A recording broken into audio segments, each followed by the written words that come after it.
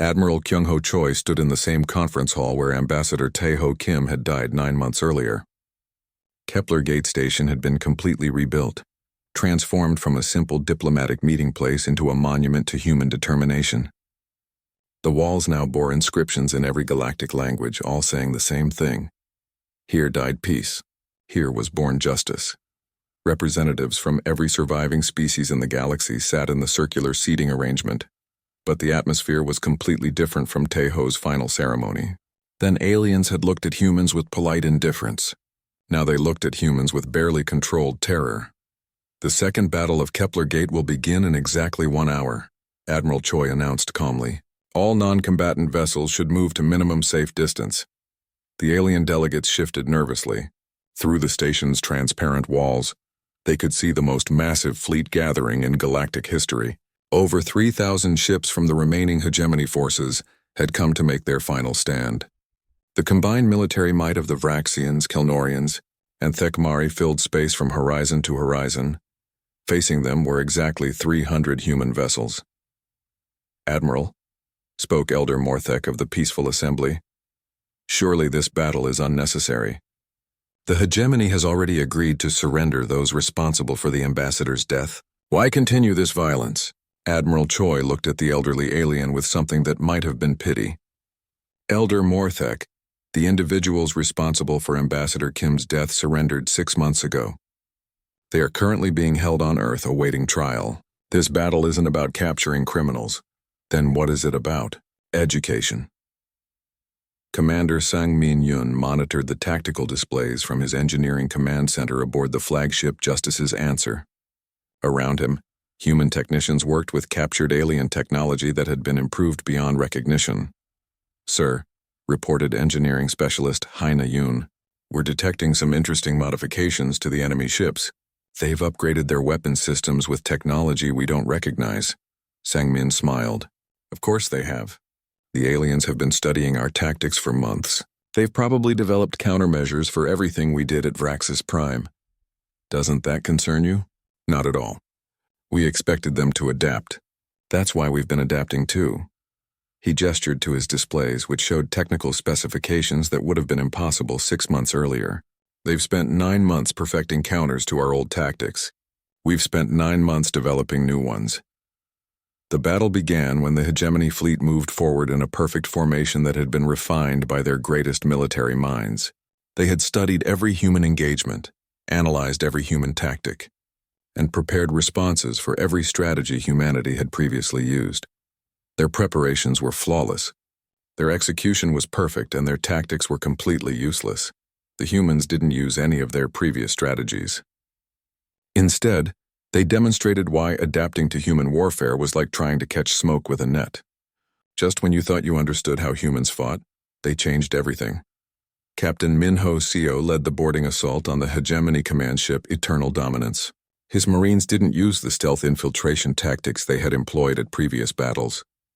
Instead, they announced their presence loudly and clearly. "Attention hegemony command vessel." Min-ho broadcast on all frequencies. "This is Captain Seo of the Solar Marine Corps. We are coming aboard your ship. You can surrender now, or you can surrender after we demonstrate why resistance is futile. Either way you will surrender." "Primitive human," responded Admiral Thekvos of the command ship. "You have 300 ships against our 3,000. Even if your individual vessels are superior, mathematics will defeat you." "Admiral," Min-ho replied politely, "you're absolutely correct that mathematics will determine the outcome of this battle. Unfortunately for you, you're using the wrong mathematics. The human fleet split into 30 groups of 10 ships each. By conventional military logic, this was suicide. Smaller formations could be overwhelmed and destroyed one at a time. The aliens moved to exploit this obvious tactical error. That was when they discovered that human mathematics worked differently than alien mathematics. Each group of 10 human ships fought as a single entity. Their computers were networked together. Their tactics were coordinated by artificial intelligence systems, and their targeting was managed by quantum calculation engines. The 10 ships moved like fingers on a hand, responding instantly to changing conditions. But more importantly, each group could support any other group instantly. When alien forces concentrated against one human formation, the other 29 groups would redirect their fire to assist. The human fleet wasn't 30 separate units, it was one organism with 30 different limbs. Impossible, whispered Hegemony Admiral Kexathara as she watched human ships appear and disappear across the battlefield. They're moving faster than our sensors can track. They're coordinating attacks across light years of space instantaneously. They're fighting in 4 dimensions while we're stuck in 3. Dr. He Jinan broadcast the tactical analysis of the battle to every world in the galaxy in real time. Her presentation was titled, "Why Apex Predators Don't Need Permission," and it became required viewing in military academies across known space. "Observer species," she said, calmly while explosions lit up space behind her. "You are witnessing the fundamental difference between species that evolved as hunters and species that evolved as prey.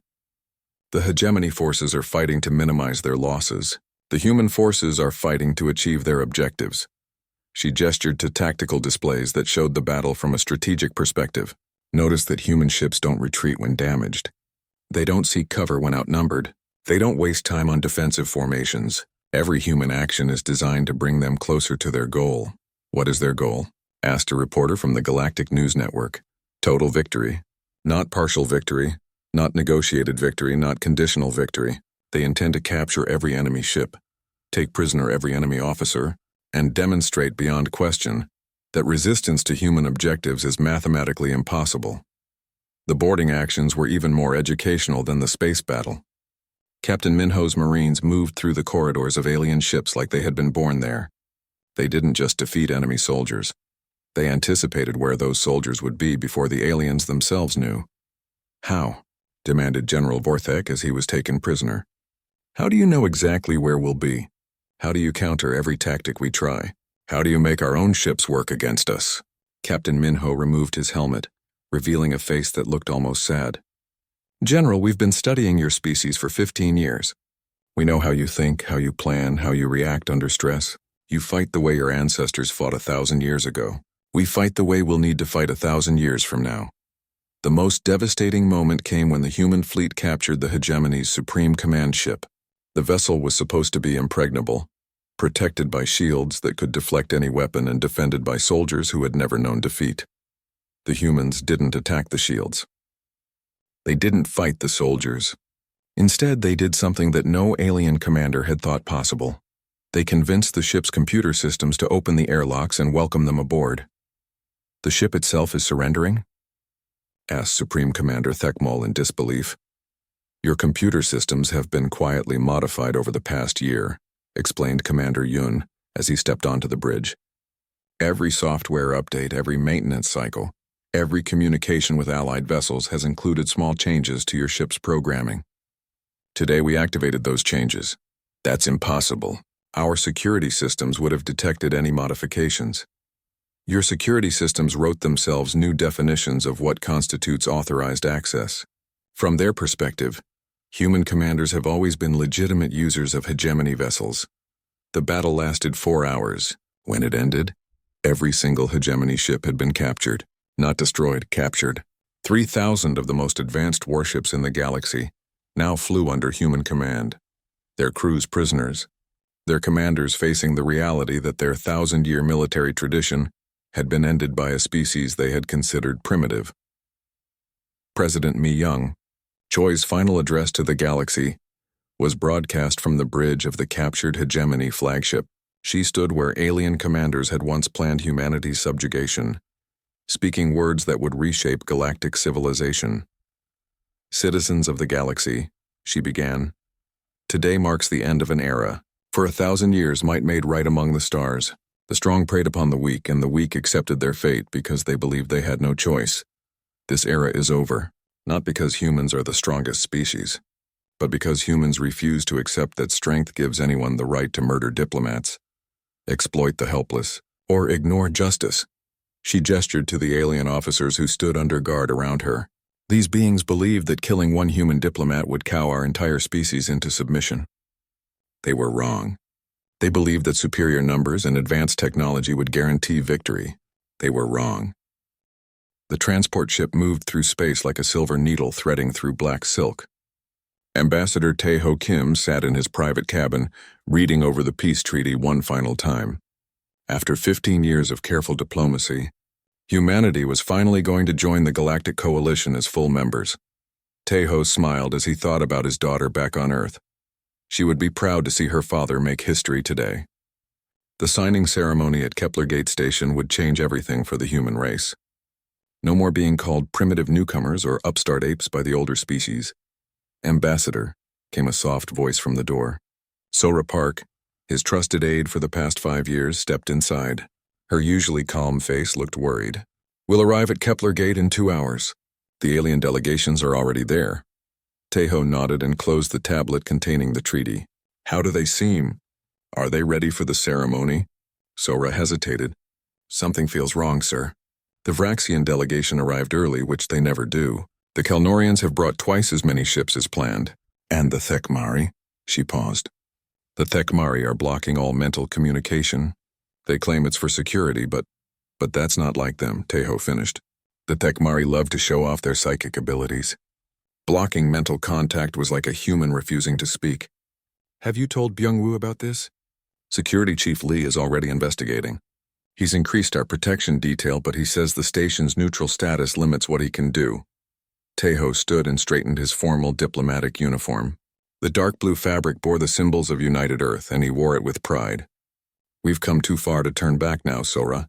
Humanity needs this treaty. Our colonies need protection. Our trade routes need security, and our children need a future where they're not second-class citizens in their own galaxy." The rest of the journey passed quickly. Kepler Gate Station hung in space like a massive crystal flower, its transparent sections glowing with internal light. Ships from 37 different species docked at its outer rings. Tejo had never seen so many alien vessels in one place. As their transport connected to the docking bay, Byung-woo Lee appeared at Tejo's side. The security chief was a tall man with sharp eyes that missed nothing. "Ambassador, I want you to wear this." He held out a small device. "It's a personal shield generator. Very light, very discreet." Tejo shook his head. "I can't wear weapons or protection devices to the ceremony. It would insult our hosts and break protocol. Sir, something doesn't feel right. My sensors are picking up unusual energy readings throughout the station. The alien delegations are acting strange. The Vraxians won't make eye contact. The Kelnorians keep whispering in their old language. Even the peaceful species seem nervous. Byung-woo, I appreciate your concern, but this is the most important day in human history. I won't let fear ruin it."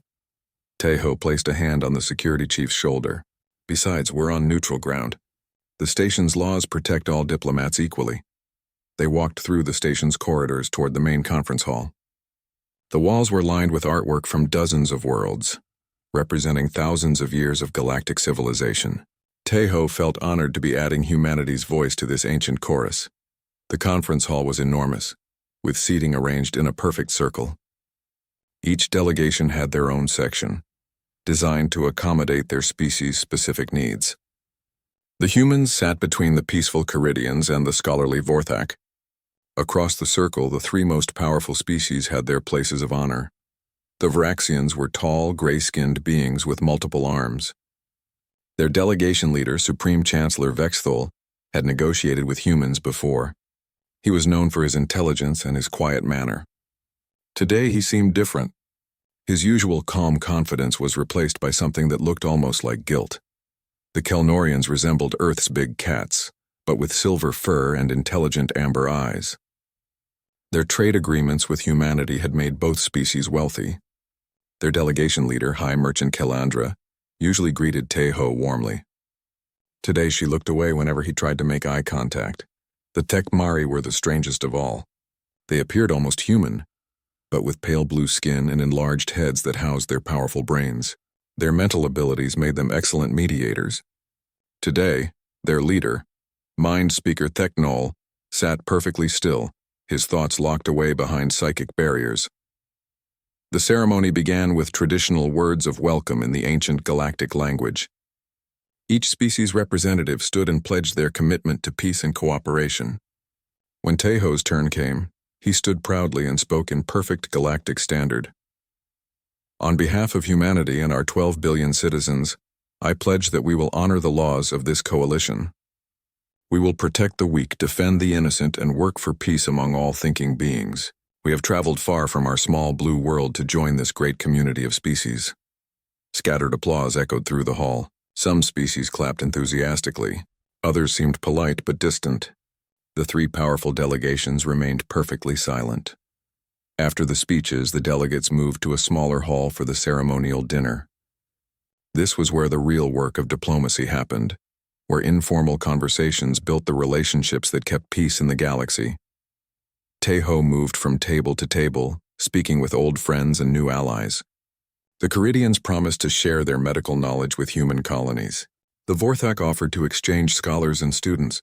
Smaller species spoke of trade agreements and mutual defense pacts. But something was wrong. The more powerful species avoided him. Conversation stopped when he approached certain tables. He noticed several delegates leaving early, claiming sudden illness or urgent communications from home. "Ambassador," Sora appeared at his side, her voice tight with worry. "We should leave soon. Chief Lee wants to get you back to the ship." "Not yet," Teho said. "I haven't spoken with the major powers yet. This dinner is our chance to build real relationships with species that matter." That was when he felt it, a burning sensation in his throat, spreading quickly through his chest. The room began to spin and his vision blurred. He tried to speak, but no words came out. "Teho!" Sora caught him as he fell. Around the room, aliens were standing, some looking shocked, others looking guilty. Byung Woo was there instantly, his medical scanner beeping frantically. "Poison," he said grimly. "Something designed specifically for human biology." This was planned. Teho felt his strength leaving him. With tremendous effort, he activated his personal communicator, the one connected to every human ship and station in the galaxy. His last words were broadcast across all channels, reaching Earth and every human colony.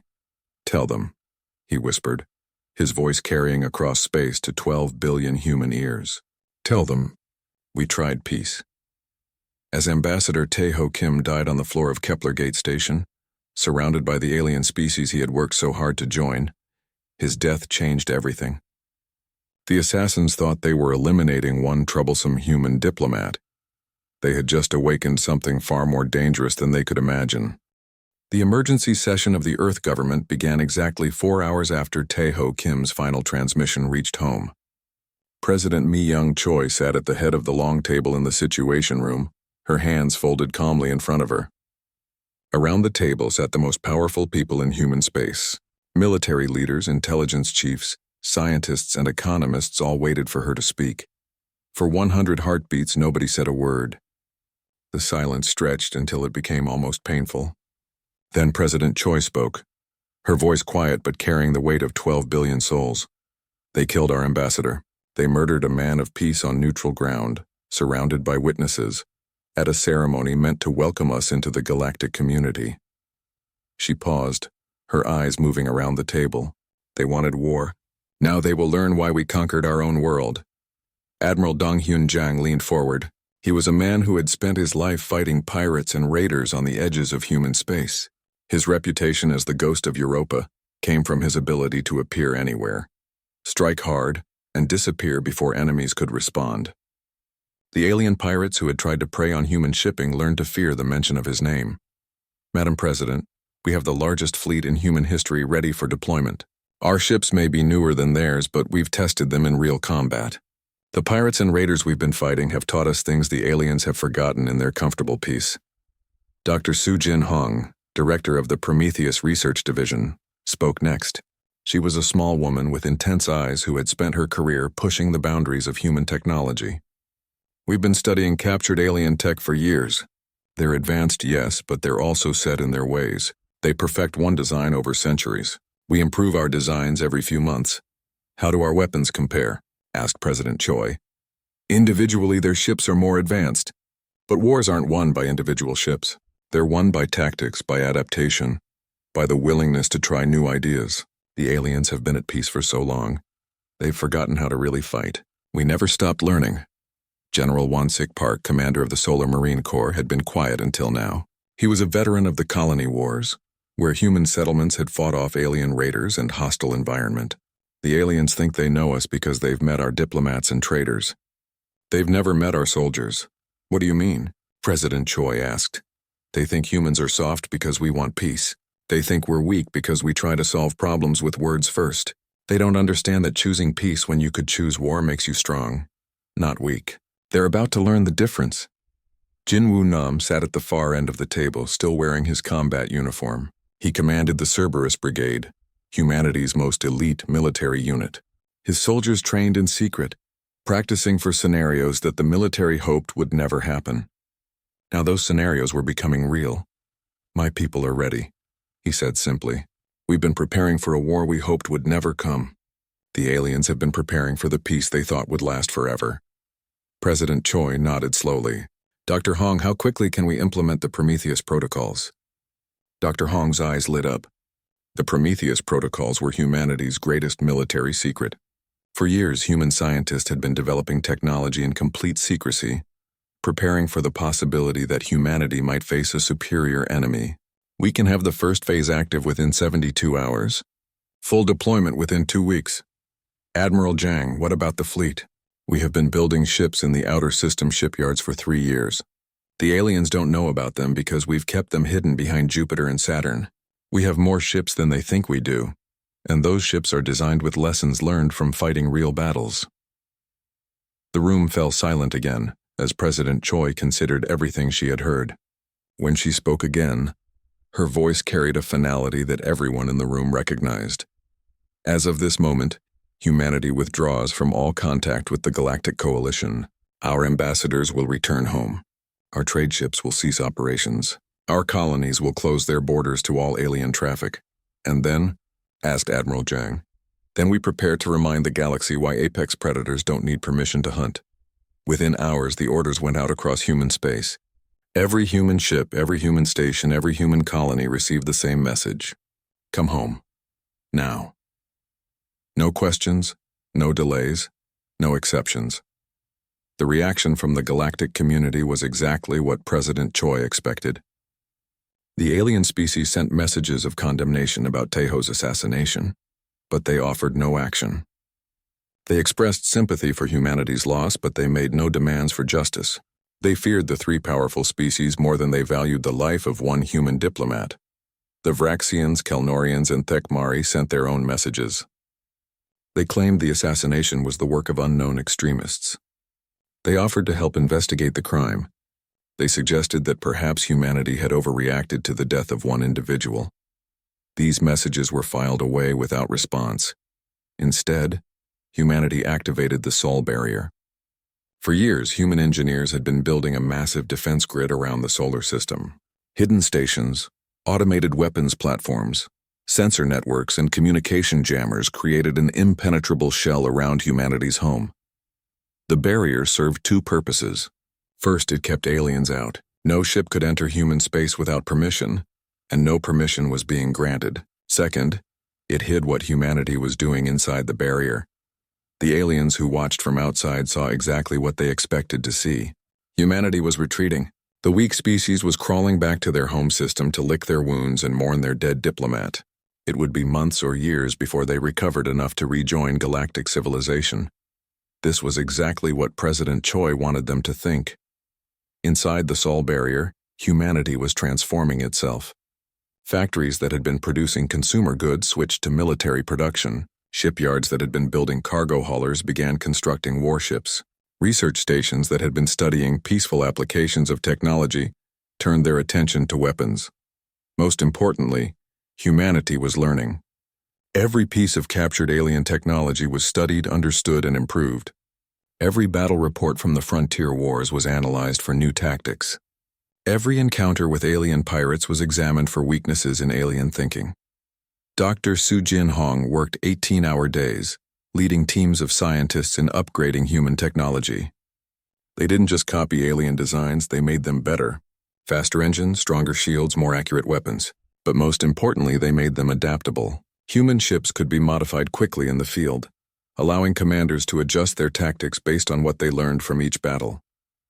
Jinwoo Nam's Cerberus Brigade expanded from 1 unit to 50. Veterans from the colony wars taught new recruits how to fight aliens who were bigger, stronger, and more technologically advanced. The lessons were simple. Use your speed, use your intelligence, and never fight fair when lives are on the line. Admiral Zhang coordinated the construction of the largest fleet in human history. But size wasn't the only advantage. These ships were designed by people who had actually fought aliens in real combat. They incorporated lessons learned from every pirate raid, every border skirmish, every desperate battle for survival. Most importantly, they were designed to work together. Alien fleets were collections of individual ships, each trying to win personal glory. Human fleets were single organisms with every ship working toward the same goal. 6 months passed. The galaxy grew comfortable with humanity's absence. Trade routes adjusted to avoid human space. Diplomatic meetings continued without human representatives. The alien species began to act as if humanity had never existed. This was their second mistake. Their first mistake had been killing Tae-ho Kim. Their second mistake was thinking that humanity's silence meant humanity was defeated. They were about to learn that when humans are quiet, it usually means they're planning something. Captain Jamin Ko stood on the bridge of the Retribution's edge, watching the Vraxian military base on Kelnar 7 through the ship's sensors. The base was massive, built into an entire moon that orbited a gas giant. Thousands of Vraxian soldiers lived and worked there. It controlled shipping routes for 3-star systems. In 10 minutes, it would cease to exist. "All systems ready, Captain," reported his second officer, Lieutenant Hyo-jin Lee.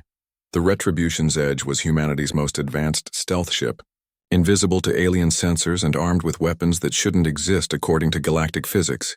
"Begin the operation," Jamin said calmly. The first part of humanity's response to Tae-ho's murder wasn't a massive fleet action or a diplomatic protest. It was something much more terrifying. The systematic demonstration that nowhere in the galaxy was safe from human reach. The Retribution's Edge fired once. The weapon didn't look like much, just a brief flash of light that lasted for a microsecond. But that flash contained technology, reverse-engineered from 6 different alien species and improved by human scientists who didn't believe in limitations. The beam passed through the base's shields as if they weren't there. It struck the moon's core and did something that alien scientists would spend years trying to understand. The moon didn't explode. It simply stopped existing. One moment there was a fortress moon with thousands of defenders. The next moment there was empty space and confused Vraxian ships wondering where their base had gone. No debris. No energy signatures. No trace that a military installation had ever been there. The Vraxian ships sent frantic messages to their homeworlds. "Kelnar 7 base is gone. Completely gone.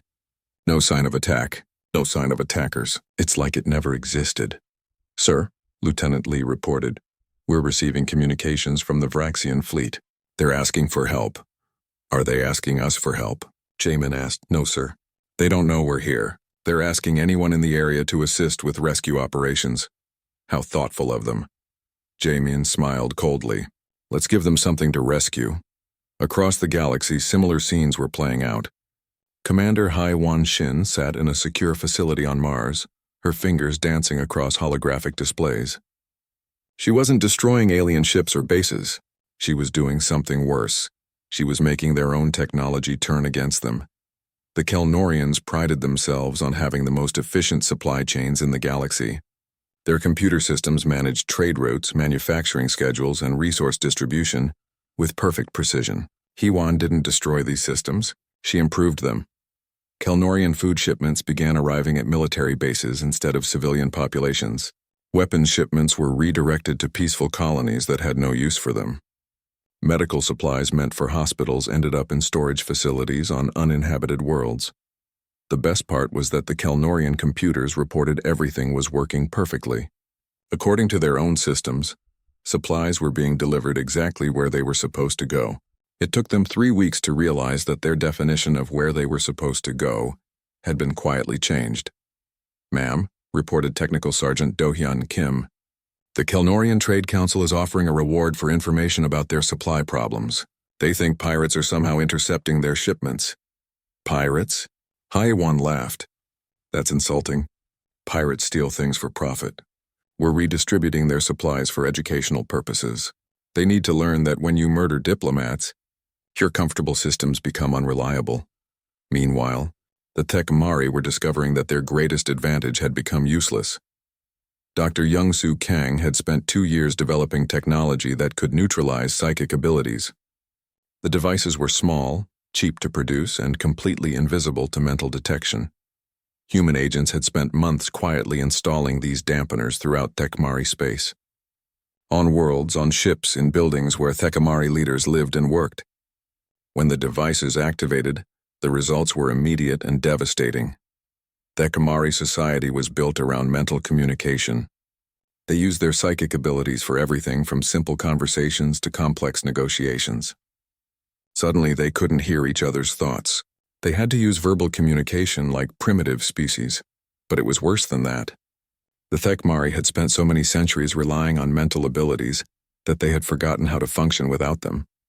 Simple tasks became impossible when they couldn't share thoughts instantly.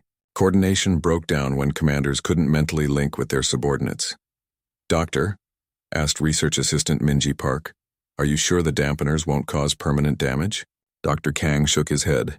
"The devices only block psychic transmission. The Thekmari will recover full abilities once the dampeners are removed. Of course, we have no current plans to remove them." The most dramatic demonstration of humanity's new approach to warfare came on the jungle world of Pharos III. The planet was home to a major hegemony command center, where military leaders from all three species coordinated their activities. It was defended by 50,000 alien soldiers and protected by orbital defense platforms. Colonel Bo-Ra Yu arrived with exactly 1,000 human marines. The aliens had every advantage. They knew the terrain, they outnumbered the humans 50-1, they had superior technology, and they were fighting on ground they had chosen and prepared. By every rule of military science, the humans should have been wiped out within hours. Instead, Colonel Yu's Marines did something that no alien commander had thought possible. They captured the entire enemy command structure alive. The battle lasted 16 hours. When it was over, the alien generals, admirals, and coordinators were prisoners. Their 50,000 soldiers were scattered across the jungle. Their communication systems were destroyed, and their orbital defenses were under human control. "How?" demanded General Vexkar, the Vraxian field commander. As he was led away in restraints, Colonel Yu looked at him with something approaching pity. "You've been fighting the same way for 1,000 years.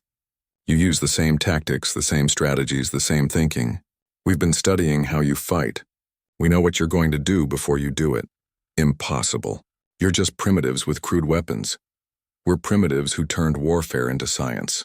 You're ancients who turned warfare into ritual. Guess which approach works better?"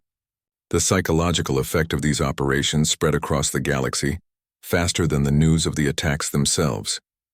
The hegemony of three had been the most powerful military force in known space. They had bases that couldn't be found, supply lines that couldn't be disrupted, and psychic abilities that couldn't be blocked. Now their bases were vanishing without trace.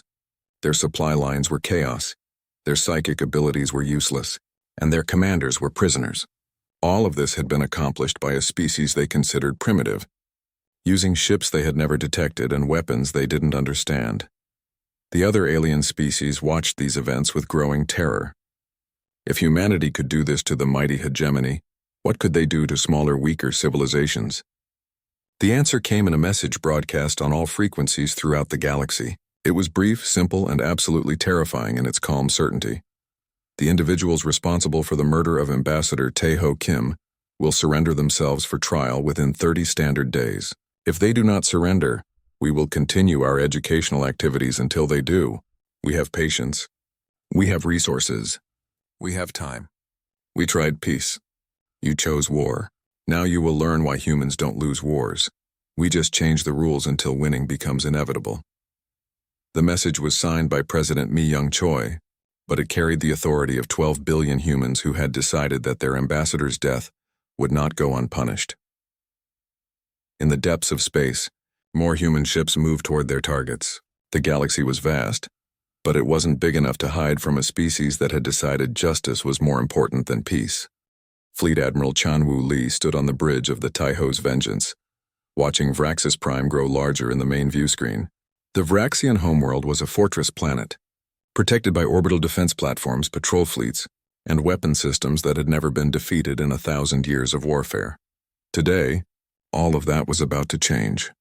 "Sir," reported Navigation Officer Ji-un Seo, "all fleet elements are in position. We have 47 ships ready for the attack." Chanwu nodded calmly.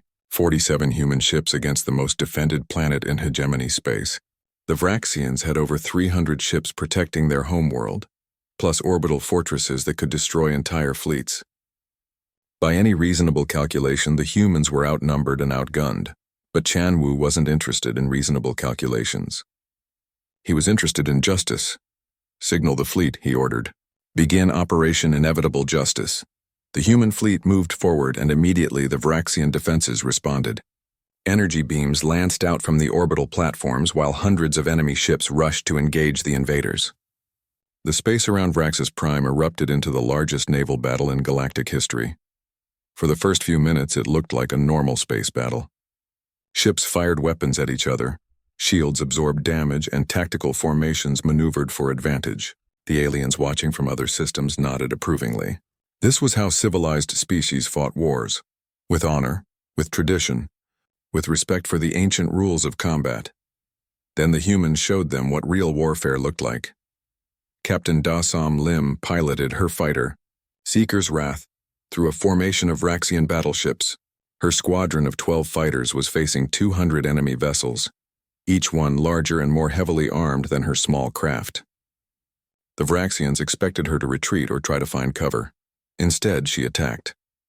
Human pilots had advantages that no alien species possessed. Their reaction times were faster than any other known race.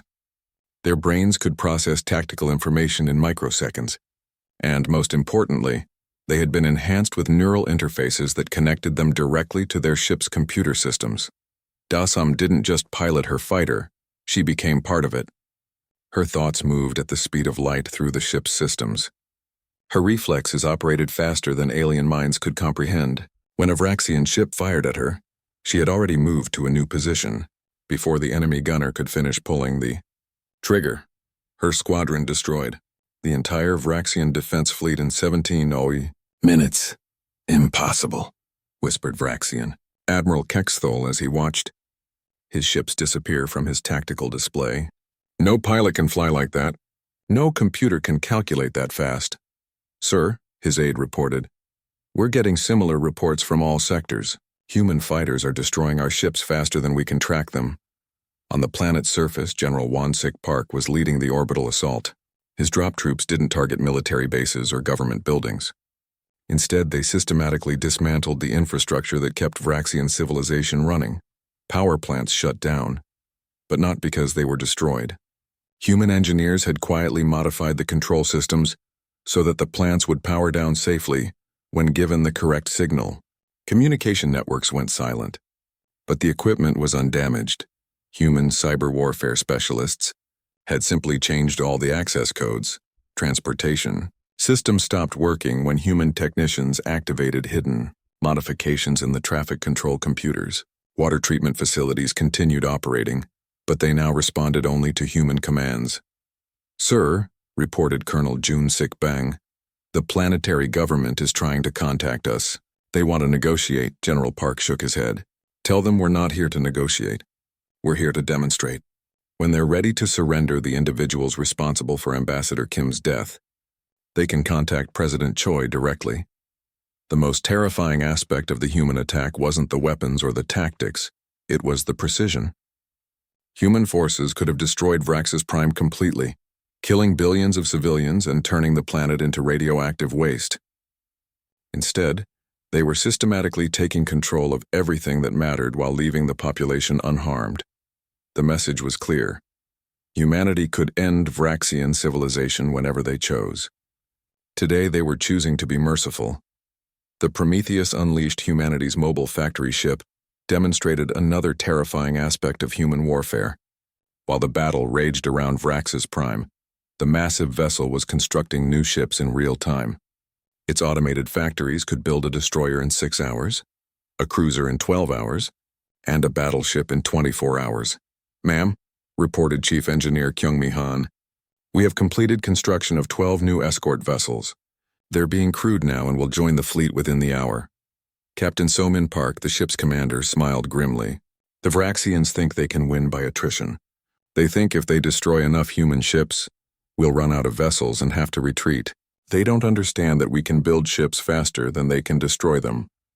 The Psychological Warfare Division was having its own success. Dr. Yoon-ji Bay broadcast messages directly to Vraxian military units throughout the planet. Her words weren't threats or demands. They were educational lectures about human military capabilities.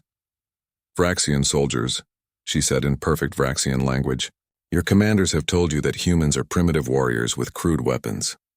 Let me explain why this analysis is incorrect. Her broadcasts included detailed tactical analyses of human victories, mathematical projections of casualty rates, and clinical assessments of why continued resistance was statistically impossible. She didn't threaten the Vraxians, she simply explained in precise scientific terms why their defeat was inevitable. Your species has spent the last 1,000 years perfecting the same military tactics. Humans spend 6 months perfecting new tactics, then 6 more months developing tactics to counter those tactics. We don't just study warfare, we evolve warfare. The effect on Vraxian morale was devastating. Soldiers began surrendering not because they were cowards, but because they were mathematically convinced that resistance was pointless. Meanwhile, the Kelnorians were attempting to sue for peace. High Merchant Kelzandra sent a formal communication to the human fleet, offering territorial concessions, trade agreements, and tribute in exchange for an end to hostilities. Secretary of War Gunwoo Han received the message on his command ship and transmitted humanity's response throughout the galaxy. The Kelnorian Trade Council offers us territory that was never theirs to give, wealth that was earned through exploitation, and peace terms that ignore justice. We didn't come to your space seeking profit. We didn't come seeking territory. We came seeking understanding. He paused, letting his words carry across every communication channel in known space. You need to understand that when you murder a diplomat, you aren't just killing one individual. You're attacking the principle that different species can coexist peacefully. You're destroying the idea that problems can be solved through words instead of weapons. You're telling the galaxy that might makes right, and that the strong can kill the weak without consequences. We disagree with this philosophy. We disagree so strongly that we're willing to demonstrate our disagreement with overwhelming force. We didn't come for your territory. We came for your comprehension. The siege of Raxus Prime lasted 3 days. When it ended, the most powerful military force in galactic history had been completely defeated by a human fleet, 1/8 its size. The Vraxian government formally surrendered, offering to hand over everyone involved in Taiho's assassination. But humanity wasn't finished. The hegemony of 3 had worked together to murder a peaceful diplomat. Now they would face the consequences together. As the human fleet prepared to move to its next target, Admiral Chan Wu Li sent a message to every world in the galaxy. We are not conquerors. We are not empire builders. We are problem solvers. The problem is that some species believe they can murder diplomats without consequences. We are solving this problem in the only way that seems to work, by demonstrating that actions have results, choices have consequences, and justice delayed is not justice denied. The galaxy wanted to see what humans do when pushed beyond patience. Now you know. Across known space, alien governments watched their tactical displays and realized that everything they thought they knew about warfare had just become obsolete. The humans weren't just winning battles. They were redefining what it meant to fight a war.